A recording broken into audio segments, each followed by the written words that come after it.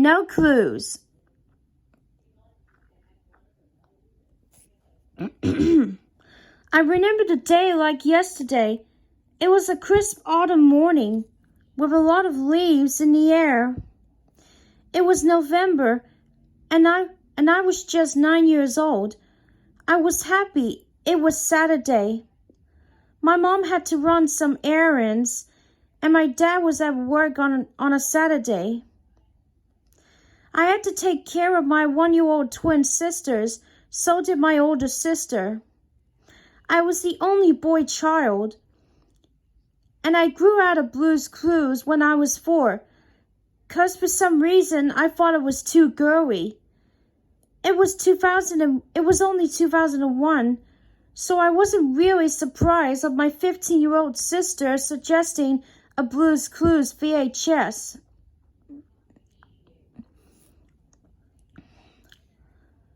Oh, but there was something funny about it. Steve was saying the title of it in a depressing emotion. The top of the speech bubble was ripped off, showing a red VHS. The back and other sides were completely white. All completely white. Mommy got this for us to watch, my older sister said. Are you sure about this, Julie? I said.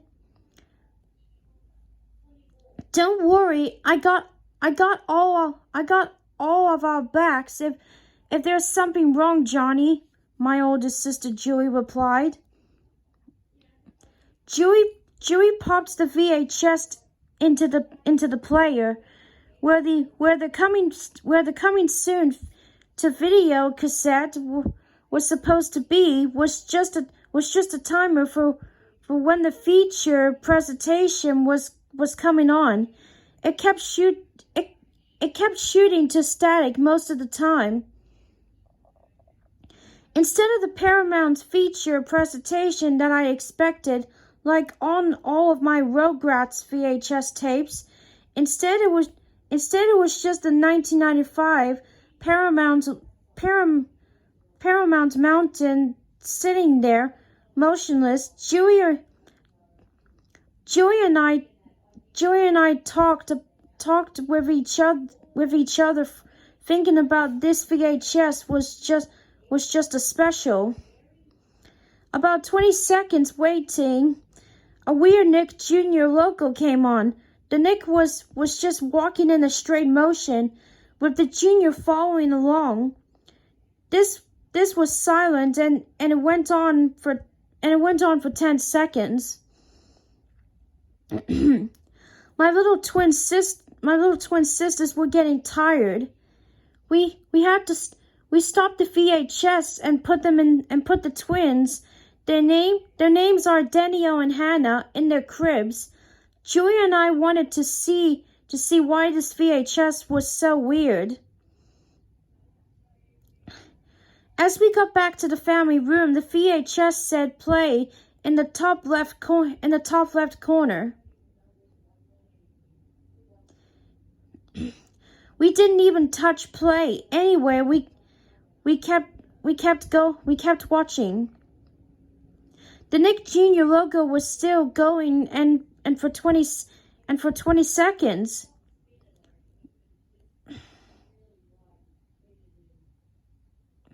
I told Julia to eject the tape. She went to the VCR, pressing the stop/eject button repeatedly. She gave up and said it's useless. I told her to just keep watching, so we watched it together. The Blue's Clues intro started, but instead of the joyful guitar music, there was depressing piano music. Steve said, "Hi out there. It's me, Steve. Have you seen Blue, my puppy?" in a voice that sounded nothing like Steve.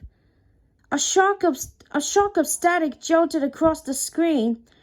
Blue was in cheesy CGI instead of paper animation, and when the Blue's Clues house door opened, we see a man that looked nothing like Steve, though he was wearing the same clothes as Steve.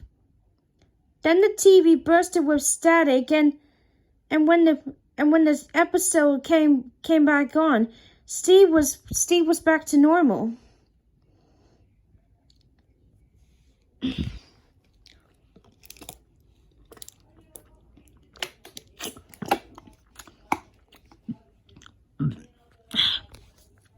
Steve said, "Hi, come on in.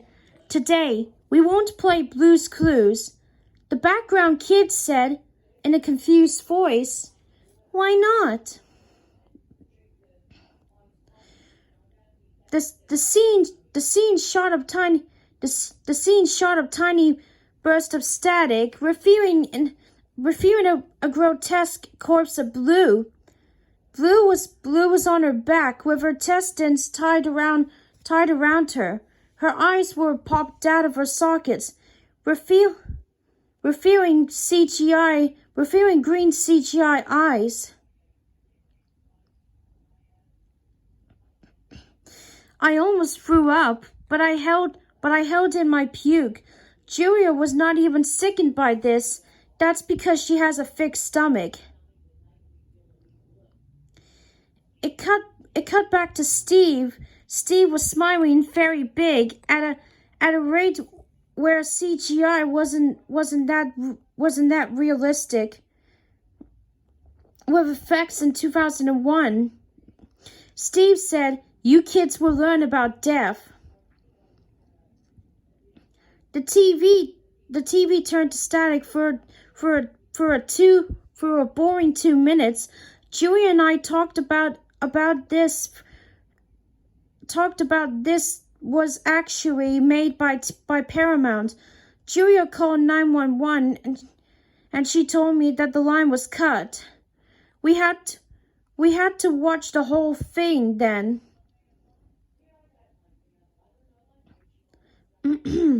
After the static ended, Steve said that he would be playing a special game. The background kids cheered.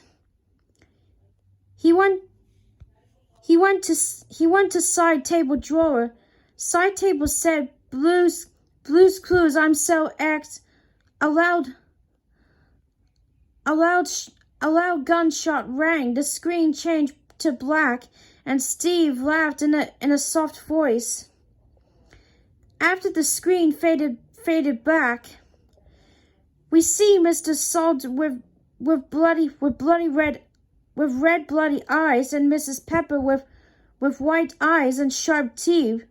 So realistic it feels like you can touch them. Steve asked them if they wanted any juice. The couple said sure thing. Static once again shot across the screen. I could make out 666 in the static. Julia asked if I saw 666. Obviously, I said yes. So we snuggled up with each other, waiting for the worst to come. The episode came back on with Steve saying, "Here you go, two servings of yummy juice." Mr. Salt and Mrs. Pepper were in cheesy CGI this time. They drank Steve's juice and liked it. "Yummy. What's in this?" Mr. Salt asked.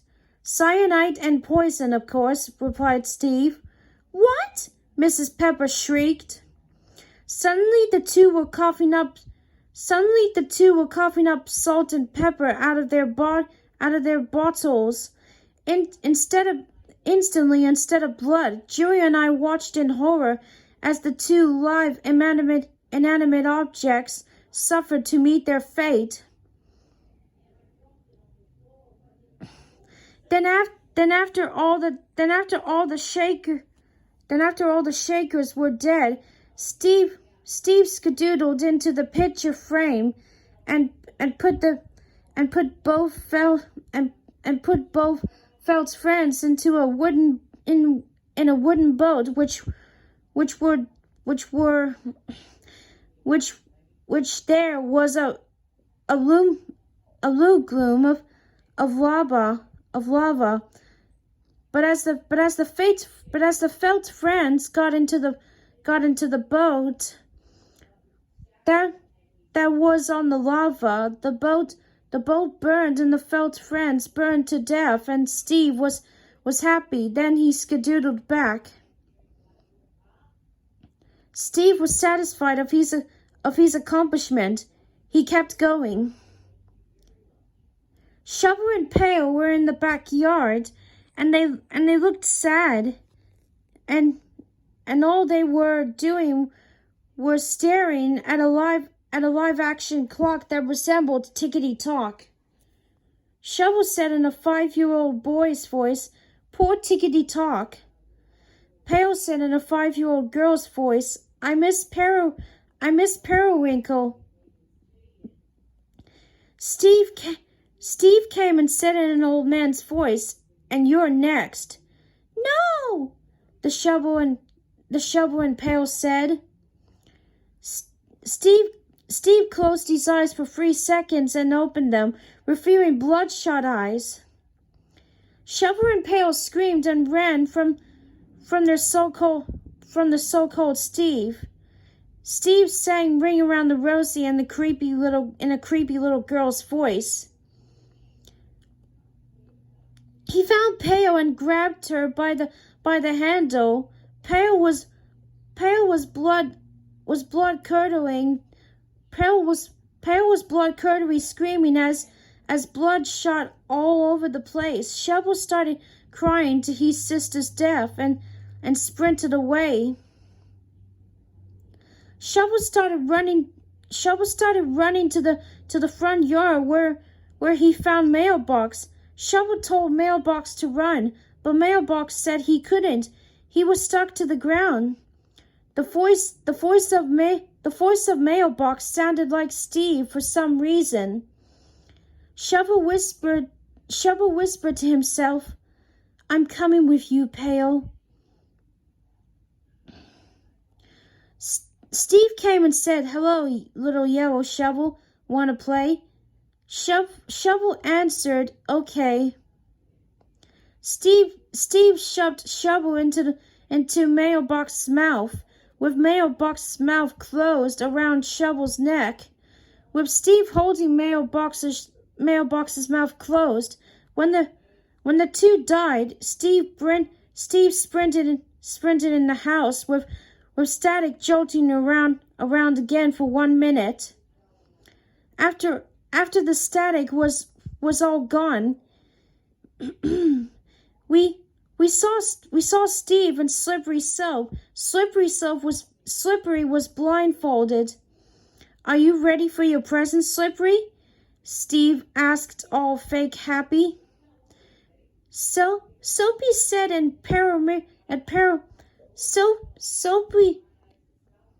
Slippery said in Periwinkle's voice, "I'm always ready." Steve counted 1, 2, 3. A knife sliced Slippery Soap in half. Steve was happy.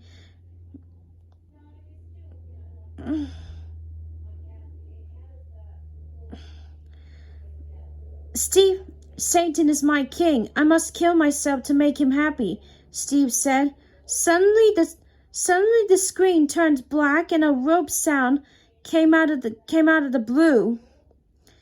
Then it cut to Steve hanging from a noose, and it later faded to black. The Nickelodeon logo came on, and it was shaped as a knife. On the handle there was a small label with the number 666 on it. It also on it was text saying,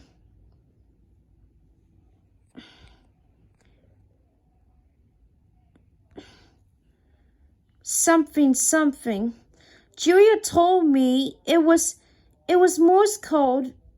It was Morse code for your turn. There were no credits. The screen then blasted with static, and the power went out. I will never forget that day. I remember it was November 17th, 2001. That was the day our family changed. I got paranoia and had to see a therapist. Nobody except my family believes what I saw. Julia has a condition where she doesn't sleep a lot, and her husband is always trying to calm her down to make her sleep. Danielle and Hannah are now very crude and like gore.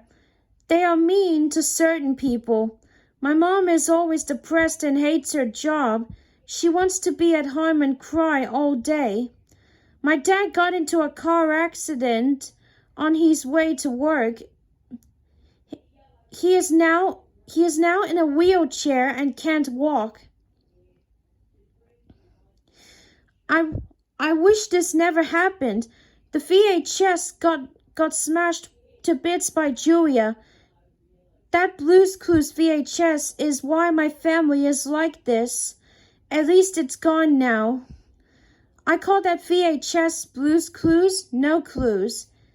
It's my nightmare. At least I'm alive for now.